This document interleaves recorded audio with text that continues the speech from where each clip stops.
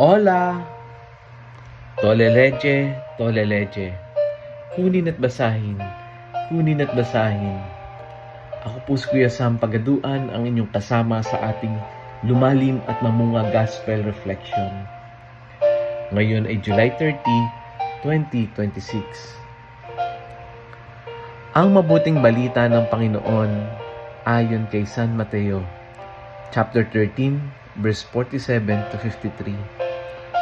Noong panahong iyon, sinabi ni Jesus sa mga tao, ang paghahari ng Diyos ay katulad din ng isang malaking lambat na inihagi sa dagat at nakahuli ng sari-saring isda. Nang mapuno ay hinila sa pangpang at naupo ang mga tao upang pagbukod-bukurin ang isda. Tinipon nila sa sisidlan ang mabubuti, ngunit itinapon ang mga walang kwenta. Gayun din ang mangyayari sa katapusan ng daigdig. Darating ang mga anghel at ihiwalay ang mga makasalanan sa mga banal at iahagi sa mga makasalanan sa maningas na pugon. Doon nananangis sila at mangangalit ang kanilang ngipin. Naunawaan ba ninyo ang lahat ng ito? Tanong ni Jesus. Opo, sagot nila.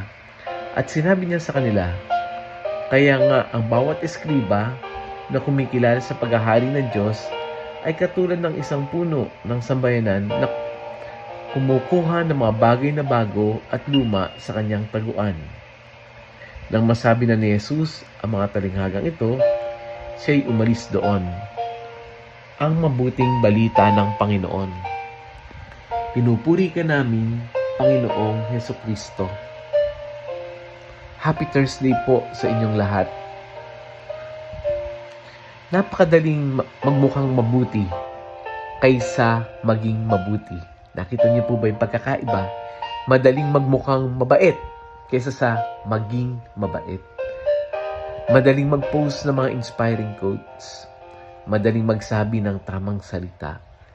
Madaling magpakita na ang religious ka. Pero ang tunay na pagkatao natin ay lumalabas sa mga pagkakataong walang ibang nakatingin. Kung paano tayo nagsasalita sa loob ng bahay, paano natin tratuhin yung mga taong walang-wala. Paano tayo kumilos kapag walang papuri at walang nakakakita. Doon nasusukat yung ating puso. Yung lambat sa gospel natin ay nakahuli or humuli ng lahat ng uri ng isda. Sa unang tingin, magkakasama silang lahat. Pero nang dumating ang oras ng paghihiwa-hiwalay, saka lamang nakita kung alin ang dapat na itabi at alin ang dapat na itapon. Kaya yung gospel natin ay nagre-remind na ganyan din ang buhay.